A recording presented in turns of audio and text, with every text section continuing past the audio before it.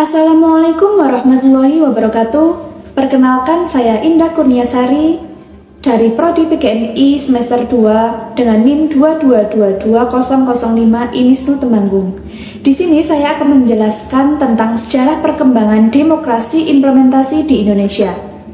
Yang pertama, saya akan menjelaskan tentang pengertian demokrasi. Yang kedua, ciri-ciri demokrasi, dan yang ketiga, sejarah perkembangan demokrasi implementasi di Indonesia. Yang pertama yaitu pengertian demokrasi. Demokrasi berasal dari bahasa Yunani yaitu demokratia, yang berarti kekuasaan rakyat. Demokrasi berasal dari kata demos dan kratos. Demos yang berarti rakyat dan kratos yang artinya kekuasaan.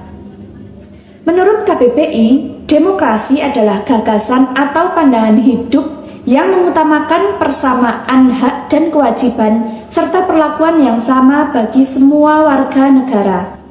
Menurut Abraham Lincoln, demokrasi yaitu pemerintahan dari rakyat, oleh rakyat dan untuk rakyat. Sedangkan menurut Harrison, demokrasi adalah suatu bentuk pemerintahan rakyat. Karenanya, kekuasaan pemerintahan melekat pada rakyat juga merupakan HAM bagi rakyat untuk mempertahankan, mengatur, dan melindungi diri dari setiap paksaan dalam suatu badan yang diserahkan untuk memerintah. Kemudian menurut International Commission of Jurists, demokrasi adalah bentuk pemerintahan di mana hak dalam membuat suatu keputusan politik harus diselenggarakan oleh rakyat melalui para wakil yang terpilih dalam suatu proses pemilu. Selanjutnya yaitu ciri-ciri demokrasi. Yang pertama yaitu pemerintahan didasarkan kehendak dan kepentingan semua rakyat.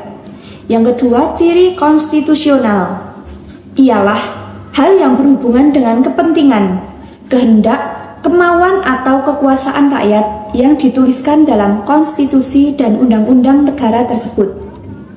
3. Ciri perwakilan, yakni dalam mengatur negaranya, kedaulatan rakyat akan diwakilkan oleh beberapa orang yang sudah dipilih oleh rakyat itu sendiri. 4. Ciri pemilihan umum, yaitu sebuah kegiatan politik yang dilaksanakan untuk memilih pihak dalam pemerintahan. Ciri yang kelima yaitu ciri kepartaian, yakni partai akan menjadi media dan sarana untuk menjadi bagian dalam melaksanakan demokrasi. Yang selanjutnya yaitu sejarah perkembangan demokrasi implementasi di Indonesia. Perkembangan demokrasi di Indonesia pasca kemerdekaan mengalami pasang surut dari masa kemerdekaan sampai saat ini. Masalah pokok yang dihadapi ialah bagaimana demokrasi mewujudkan dirinya dalam berbagai sisi kehidupan berbangsa dan bernegara. Perkembangan demokrasi di Indonesia dilihat dari segi waktu dibagi dalam 4 periode. Yang pertama yaitu demokrasi parlementer, yaitu periode 1945 sampai 1959. Sistem demokrasi parlementer mulai berlaku sebulan sesudah kemerdekaan diproklamirkan dan mulai diperkuat dalam UUD 1945 dan 1950. Ternyata sistem demokrasi parlementer ini kurang cocok untuk Indonesia, meskipun dapat berjalan secara memuaskan dengan beberapa atau pada beberapa negara Asia lain. Demokrasi parlementer ini kurang cocok karena fragmentasi partai-partai politik setiap kabinet berdasarkan kondisi yang berkisar pada 1 atau 2 partai besar dan beberapa partai kecil. Namun, pada periode ini, kedudukan parlemen sangat kuat. Kebijakan negara tidak lepas dari sikap kritis para anggota parlemen. Yang kedua yaitu demokrasi terpimpin. Pada periode 1959 sampai 1965. Ciri sistem politik pada periode ini adalah dominasi peran presiden, terbatasnya peranan partai politik, berkembangnya pengaruh komunis, dan meluasnya peranan ABRI sebagai unsur sosial politik. Dalam praktik pemerintahan, pada periode ini telah banyak melakukan distorsi terhadap praktik demokrasi.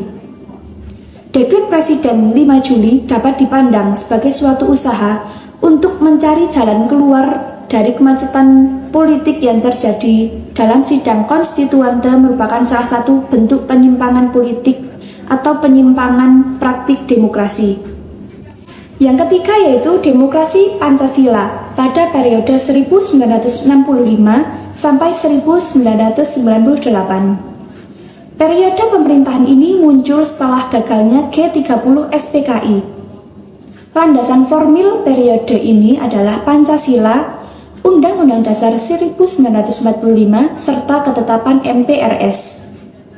Semangat yang mendasari lahirnya periode ini adalah ingin mengembalikan dan memurnikan pelaksanaan pemerintahan yang berdasarkan Pancasila dan Undang-Undang Dasar 1945 secara konsekuen dan murni.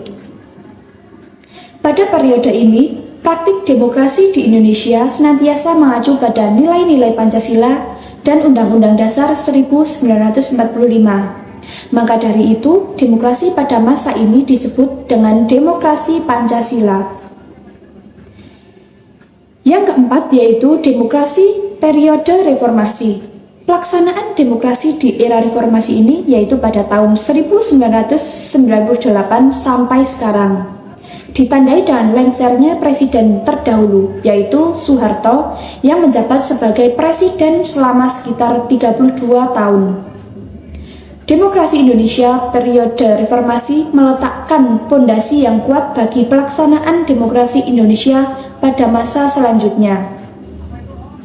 Karakteristik periode reformasi merupakan demokrasi Pancasila. Karakteristik demokrasi pada periode reformasi adanya pemilu lebih demokratis, terjadi perputaran kekuasaan dari pemerintah pusat hingga daerah. Pola rekrutmen politik terbuka, hak-hak dasar warga negara, rekrutmen politik untuk pengisian jabatan politik dilakukan secara terbuka. Kesimpulannya yaitu perkembangan demokrasi di Indonesia dimulai dari demokrasi parlementer, kemudian beralih ke demokrasi terpimpin, lalu beralih ke demokrasi Pancasila, dan sekarang menggunakan demokrasi reformasi. Cukup sekian yang dapat saya sampaikan, kurang dan lebihnya mohon maaf. Wassalamualaikum warahmatullahi wabarakatuh.